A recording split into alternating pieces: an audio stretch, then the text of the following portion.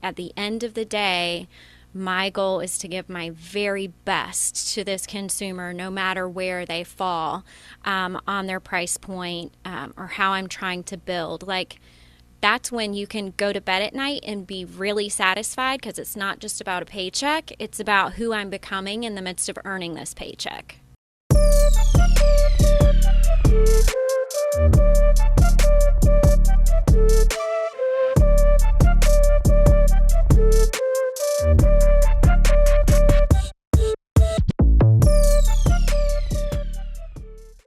Good morning. Welcome to another Real Estate First Friday. Where am I at? I'm over here. Welcome to Real Estate First Friday. My name is Matthew Hodge, Executive Vice President. Today, I'm joined by Natalie Cox, one of our fantastic state brokers, Good regional, morning. all the things. You do so many things for us at this point. We stay busy. You don't do. we? How are you? Good. How are you? I'm very well. I am very well. Thank you for being a part of the show today. Thanks for having me. I'm excited to have you and pick your brain around a couple of different things today. But before we get started with that, I want to set kind of the context of what we're going to be talking through. So at the beginning of each year, I always like to think about, you've heard me probably say this a million times, like what didn't serve me well the previous year and what should I double down on in the year going forward. And while, again, you can do that at any point in your business, there's something about the first part of the year that just makes it a more natural kind of like, hey, let me take an examination of my business, the health of my business, and really kind of go through this exercise. And so I thought it would be interesting to have you on today because you speak with so many agents who are at all stages of their careers, from large team leaders to agents that are brand new, and really a lot of conflict resolution with, hey, maybe this type of transaction is happening, or maybe I'm struggling with this type of my business. So I'm like, you know what? You've got such a wealth of information because you interact with so many different people. Like, I want to ask you some specific questions around like what's working and what's not, how to overcome some obstacles, maybe some common mistakes that you see, maybe some common obstacles that you're seeing, and maybe we can provide some guidance on how to get over them. So are you with that? Yeah. Okay. I mean, I think a phrase we say a lot around my house is like, well, did you learn your lesson? Right? Yeah. So I love that. The idea of reflecting back on 2025, like, what did we actually learn? What was the takeaway? What can we get better at? Always Awesome. improving. Perfect. Okay. Yeah. I think we'll probably start off at a place where we talk about like building trust, because a lot of the times when you're having some type of conflict or strain between you and the person you represent, either buyer or the seller, it's usually because they don't trust you. At some point, they stopped believing that you are giving them the best advice, or they believe that their thoughts are more advanced or better than yours, and they're no longer allowing you to guide them the process as the expert. And so there's a lot of different reasons why that happens. Sometimes it's just a personality type and you can't avoid that. But sometimes it's maybe mistakes that we make along the way where maybe we don't follow up on the things that we say that we're going to do, or we don't really research information thoroughly enough and they actually do know something better than we do. And so it starts to erode this trust with you. And so you no longer are in the position of, hey, I'm guiding you as the expert in this transaction. You're just like, hey, you're the person who's filling out the paperwork, but I don't have trust in your ability to make this, better for me or fulfill my strategy. Right. So with that being kind of said, I know it's a lot of problems start there. Do you think is the root of that? I mean, I think a lot of things play into that. I mean, trust is such a big part of our business when we're meeting with consumers and clients. Like, we're constantly trying to build that within our community, right? That is how the natural flow of sphere and organic leads, that's where it comes from. It's not just building an image in your community, not just being visible, but you've also created that strong trust along with that brand, which you're right, it can in several ways break down. I think one of the big elements of that is really listening and understanding your client and consumer, the person that you are serving and working with, and listening more than you're talking, right? I know a lot of times, even with listing appointments or with buyer consultations, when we're starting out, sometimes there's that temptation to just lead out with our credentials, right? Where I think from the jump, we need to be listening more than we're speaking, and we need to seek to understand and know what their goals are instead of assuming or coming in guns blazing, Right. if you will. Yeah. I think that is a big piece of it, especially in the startup of the conversation. I think your motive has a lot to do with it as well, right? Like when you're approaching people and having these conversations, they have to feel that you have their greater good in mind, that they are for you, that they are on your team. We want to feel that way when we're having interactions with people. It's really important that we're leading the consumers and clients with that type of relationship too, because the time you get to these types of conflicts, because we know things are going to go wrong. Yeah. There's going to be a problem you have to solve for. Rarely do you have that transaction where it's completely smooth, and when it happens, it's so amazing, but that's typically not the way it plays out. Yeah. And so you have to build that trust along the way, starting with, your motives are in the right place. I'm not just looking at you as a transaction. I'm looking at you as a person. Like, I have your back. I'm here for your greater good to help you get into this home or sell this home, whatever that transition looks like, whatever those goals are for the consumer.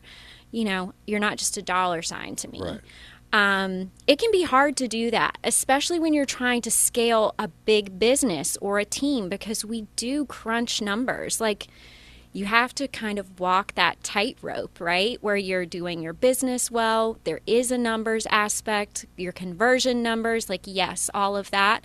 But also don't lose that personal relationship touch, always developing that trust and making that person feel understood and known. I think that plays a lot into it. So it's interesting that you kind of use that as a starting point because, I've always kind of thought about, like, if you put your ambitions ahead of the people that you serve, it becomes visible in certain ways. Right. And what I mean by that is, like, let's say that you're selling a $300,000 house, right? You're happy for it. But, like, who's, like, really excited about that, right? Like, let's say that you've got a $30 million house, right? And you're thinking about the potential of what that could pay you Right. and how it changes your life. Now, all of a sudden, that becomes a lot harder to ignore, and keeping the client's, I guess, best interest up front becomes more difficult just because it's just such a big life altering. And I get it. That's an extreme example of like Right. 300,000 to 30 million. But I'm just doing that to highlight the point that there is a point where it becomes a little more difficult to remember that the North Star is serving the consumer, because you've got a personal interest invested and you've got this thing that can come back in a monetary way. And the people who do the best job of staying focused on what is absolutely best for the consumer are the ones who ultimately get the biggest paychecks.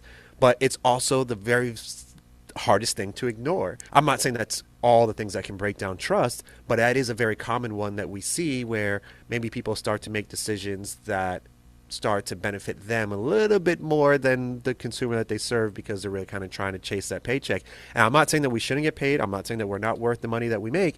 I'm just simply saying it can't be the motivator, because it starts to show itself in different ways, and that ultimately hurts your business. And it's, as a single agent who's maybe trying to do more transactions or increase price points, or a team leader who's trying to scale, like, everyone is, like you said, crunching the same numbers. So if you're looking at it like, hey, I need to do 10 transactions this month as a team leader, versus a solo agent who's like, I need to do 1 or 2, you still start to get so mechanical that you can start to forget that the fact that serving the consumer is the North Star and the most important thing. It's not just about, like, closing as many deals, Yeah, and it will play out. Like, it will play out in your energy that you bring and your attitude. Like you said, it could play out in your effort and the example that you gave. It can. So keeping that main thing the main thing, right? At the end of the day, my goal is to give my very best to this consumer, no matter where they fall on their price point or how I'm trying to build. Like, that's when you can go to bed at night and be really satisfied, because it's not just about a paycheck. It's about who I'm becoming in the midst of earning this paycheck. right? Strong point. And like if you think about it, like it shows up in ways. Let's say that you've got a person who's purchasing a $300,000 house and a person who's purchasing $1 million house, and maybe you start to give the $300,000 person less attention or less detail because you're really trying to chase down this bigger thing, and they feel that they're like, hey, I'm not important enough to, it's like it can show up in so many different ways. So the motive of what you're doing is important. So talk about kind of like the capacity piece and the ability, like what how does that kind of play into it? So when we're thinking through what all the things that build trust, like you can't just have good intent, which is really important. You can't just understand the client. You also have to have the ability and capacity to deliver what they're looking for, right? This is one of the things I love about LPT. We spend so much time investing in tools and ideas and masterminds and podcasts like these where we talk about how you can increase your skill level so that you can deliver, right? Because you may start with we all start with a $300,000 house. We all start with the $100,000 house. And we have to increase our capacity, our skill set. We have to keep leveling up in all of those ways to get to the $30 million listing, right? Which would be great. Yeah. That requires, like, again, knowledge, that persistence with the tools and refining your pitch and presentation. Repetition goes into that a lot, right? More so than I think people realize. We talk about if you don't have a listing right now, that's okay. Take your sample box, get in front of a family member or a friend, and still do your pitch, because the more you practice, the more you pull out those materials and you become familiar and you get to know them more, the more your confidence, your ability, your capacity starts to expand. And on the spot, I can pull those things out of my mind, right? Out of my mind toolbox, if you will. And I can have that conversation with the consumer in the grocery store, right? Who we're just bringing up their $2 million home. They're ready to list. Oh, I have a question about, I'm watching Motivational Monday. I'm taking in the market information so I can speak intelligently about those things. I'm doing the work on me to increase my knowledge and capacity. You have to have that too. You can't, it's not one or the other. Yeah. It's all the above. Yes, absolutely. So what I hear you saying there, and I'll give some recent examples of how that's translated in my life. But it's saying that, like, hey, if you want to be good at something, like, you are going to actually have to focus on it. So when you see these top listing agents or anyone who's mastered a portion of the business, like someone who does really great open houses and they're constantly converting there, or someone who's really good at converting internet leads or whatever it is, they are practicing and refining that approach and their talk track and their interaction with the consumer. It's not just like, hey, we're all natural salespeople. We get it. We can all have the gift of gab. Like, we can all talk our way in and out of anything. Like, we get it. But even still, that's still going to just put you right here. If you've got someone who's got that natural ability and they're then focusing on the things that we're talking about, which is how to have a quick, succinct conversation with the consumer, how to stay, hey, here's how, I can talk about this big macro thing that's happening and boil it down into a 20-second snippet so you understand it and feel comfortable and know that I've got my finger on the pulse. Like, that requires more refinement and more conversation and more practice. Right. And so we had David Lewis on here a couple of weeks ago, and he talked about, like, hey, you're at a holiday party, being able to have these quick conversations. So I was actually at a New Year's party, and I was over some friends, and they invited some additional friends, and someone came up to me and they were like, oh yeah, they were talking about real estate. I'm like, oh yeah, actually I'm in real estate. And we just had a super quick conversation. But because I was so practiced from Motivational Monday on talking about what was happening and what we expect, they knew that I was thinking about it a little bit differently. And so it prompted them to ask me additional questions. Before I know it, they're like, hey, we're actually looking to sell a property, which of course, I'm not transactional anymore, but I'm like, yeah, I'll connect you with my brother. He still runs my team. And, but my point is that because I was so practiced and so polished on the questions that they asked me, it drew them further into me. And again, it's because of repetition. It's because of studying. It's because of really honing that craft not just being like, hey, I'm a smooth talker, so Yeah. I can convince people, which you still can, Yeah. but you won't convince as many people as if that same skill set is being developed. It's that muscle, Yeah. right? It's that trip to the gym you don't want to do 5 days a week. It's just that constant diving in, even if it's for 30 minutes to an hour a day, practicing, ruminating, having conversations about it. You know, my family gets, they can get a little sick of hearing about real estate sometimes, but it's like, it's what I'm passionate about. It's what I do. Like, that's what my conversations revolve around a lot of times when I'm talking about work. Yeah, it is. It's something you practice and you get better at continuously, for sure. Okay. All right. So let's go into character. I'm going to go down kind of like the list that you've outlined here. So character, how does that play in building trust, which then ultimately builds your business? So if I'm like thinking through this way in the transaction as you're building trust with a client, right, where we kind of started with a listing appointment or a buyer consultation, you're understanding them. They understand your motive to see their greatest good achieved in this transaction, and you know exactly what their goals are and what they want to accomplish. And then you are moving through, hey, I have the ability to deliver that to you. Like, these are the tools, these are the strategies that I'm going to employ to get you the right price for this home. I think ultimately, like we were saying, when we get into the transactions and things arise, right, you have to be able to have the character that holds and withstands when problems come up. I see this a lot with agents. You know, you're saying I talk to a lot of agents. We all do on the broker team. And what is the Southern saying? Like, you catch more bees with honey than vinegar, right? Yeah. And we talk about relationships with other realtors and agents and hear from you all how difficult it can be to work with other agents sometimes.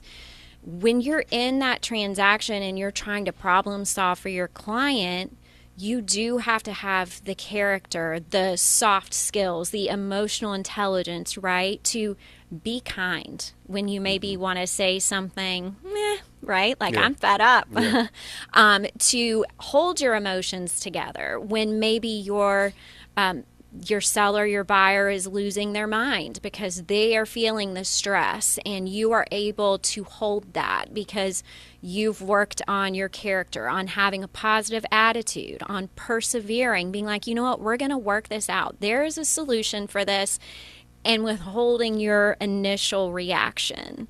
Those things are practiced too through building your character and not being so reactive or, you know. I think one of the coolest people I've actually ever met under pressure is Lewis. So shout out to Lewis, who's agree. not here today. Yeah, Lewis is a very, very calm individual. He is. I think we've got a good balance because I get a little sparky. You know, I'm ready for war sometimes, and no, he's got this calm resolve. You know, and it's funny because he actually counseled me. So a couple of months ago, I was helping out one of my neighbors who needed to sell, and they had a passing of the spouse, and it was like, they asked me specifically, like, hey, can you help me with it? They just didn't feel comfortable with working with anyone else, and I knew both of the parties, and so it was like a very emotional time for the wife and her kids, as, you know, obviously mourning the loss of a spouse and, Right. you know, having that life change. So I'm like, okay, I will actually assist you personally in this transaction.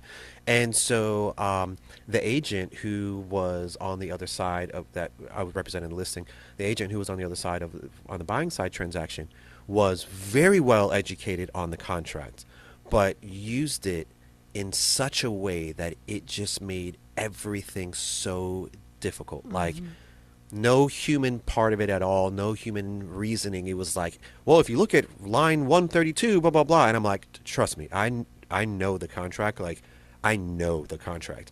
So you're not going to like beat me in the legalities of what it says on paper. But let's talk about how it translates into like the spirit of what we're trying to get done here, which is help your person purchase this home and everyone be happy, you know? And so like that was lost, and it was a very difficult personality to deal with.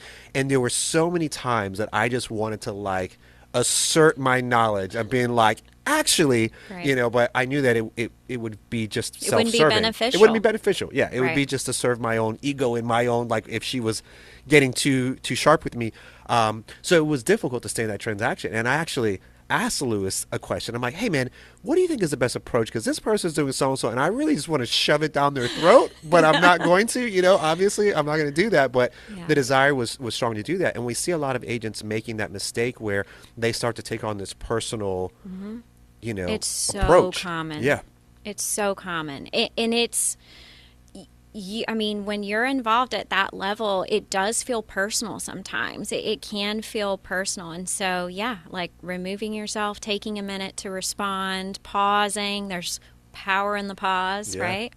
yeah. It can be a challenge. I would say we get a lot of escalations regarding that. And I would also say, the way you treat people, the way you respond to people who are difficult and challenging says more about your character than anything. Agreed. So I don't have to match that energy, right? If somebody's bringing crazy energy, I don't have to match that. I can keep my composure. I am who I am. I'm not going to be crazy with you because two wrongs don't make a right. Right. But it sure does make you feel better. It does. It does. Okay. All right. So we're going to continue moving on. So track record. So you've laid it out in the sense that when you first are meeting these people, you're taking the time to truthfully understand what they're trying to accomplish. And in that moment, we stay very curious. We ask the right questions. We get the full picture of what they are ultimately trying to accomplish. And then we move to the place of motive, and ability to actually deliver that. Like, okay, so hey, my motive now at this point is to help you get these things done.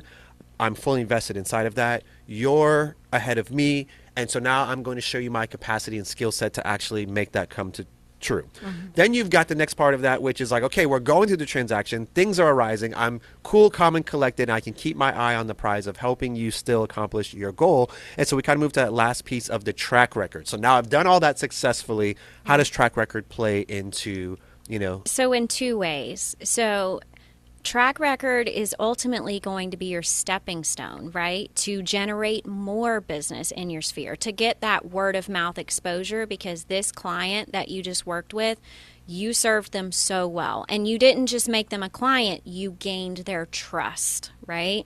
And so it also plays off of your previous track record coming into this. These are the outcomes that I deliver. Again, in my mind, this is where I'm very thankful for the tools that we have, our strategy with canvassing the neighborhood and really getting that exposure for our clients' homes to help keep driving the price, right? When we're hosting our open houses, like we have a whole strategy for that. Little plug for Tools Tuesday. Make sure you're coming to Tools Tuesday and finding about what all those things are. But as you build, right, your business and you start expanding that sphere of influence, literally, geographically, then it will continue to build your brand and your track record within the community. People remember when you do a good job. Mm-hmm. Like there's so many people doing a bad job. Yeah. It is not hard in this business to be memorable just by following up, truly caring, and producing that outcome, getting their house sold. It will last. Yeah. It will last. And partner that with the marketing that we provide. They're putting their home buyer workbook in their junk drawer, right? But they've got your face on it, but they've got their maintenance list in there too. So they're not throwing, pair it with the marketing and the branding tools that we have, and also just your intent to, I'm going to serve this client rather than just make them a transactional sale. You're going to build that track record. Get your referrals, right? Make sure you get in writing. Make sure you're getting your reviews, guys, on Zillow and all the other platforms, Realtor.com. It's important as you're building that profile presence online for the AI. We talk about that a lot. It's multifaceted. But that track record, doing that good job, people will keep calling you back. People still call me from 2019, 2000, and I have to say, I'm not, same thing, but they remember. Yeah. So it's important that people develop that trust with you. You work that muscle, you develop that skill, you really care about people. That is how you build a really strong local business. Yeah, that's very well said. And, just to expand on, the track record piece, like it is true, right? Like if you're going to get there and you're going to help someone see that you can do this for them, there's probably should be some evidence where you've done this in the past. And I get maybe transaction number one, you don't have that, right? Right. Like you'll do that first awkward one, right? They know it's your first transaction, like we don't need the front. Yeah. But after you've been in business for a little while and you actually do have some success and some track record of transactions, it's important that those are memorialized. And one of the things that I heard actually at FallCon of one of the best ways to get those reviews to show that track record is because we know like asking someone to do a review is work, right? Like Yeah. maybe they're not always going to do that. So Right. you're not going to get 100%. But what will increase your percentage is that they say, hey, at the end of the transaction, I'm just going to ask you a couple different quick questions. How did you feel like it was working with me? Like, oh, you felt like it was great. Do you feel like I accomplished your goal? They had like 3 or 4 questions and they put it into Chat GPT and they generated a review and they sent it to the client and they said, hey, I've just, based on what you've said, I've just generated this review. Can you take a look at it? Let me know if you're comfortable with it. And the person, reads it real quick and they're like, yeah, that's great. They're just basically summarizing the questions that they just asked them. And they said, okay, perfect. Well, I've sent it to you, via text message to have it. I'm also sending you the link right now. Would you go ahead and post it on whichever, platform they want? That could be Zillow or Realtor or whatever they're utilizing. And so it was a great way to increase the amount of reviews that we're getting, which ultimately lends to the track record. Yeah. So just something for you to think about. That could be a great way for you to do it. Have 3 or 4 questions. You just ask them nonchalantly. You type in ChatGPT, generates the review. You send it to them, ask if they're comfortable with it, and if so, you send them the link to post it right then. What a great idea, yeah. because it removes the obstacle, right? When you do it, that's awesome. Yeah, it's fantastic. Okay. All right. So I hope today was helpful. Really, the big takeaways of today are the human aspect of the business. And like, if you think about what we offer here at LPT, which is the magazine with your face on it to help build trust and credibility, right? Like the most people who've got that are experts of their field. And so utilizing those things in a way where you're saying, hey, I've got this, 7 home buyer strategy that helps you purchase in a high interest rate environment with your face on it. Or you've got your, the home buyer workshop, where it guides them through what the transaction is going to be like and how to, care for the home, like all of those things with your information, your face on it. That is something that lends to your credibility, lends to trust, and it helps elevate your game.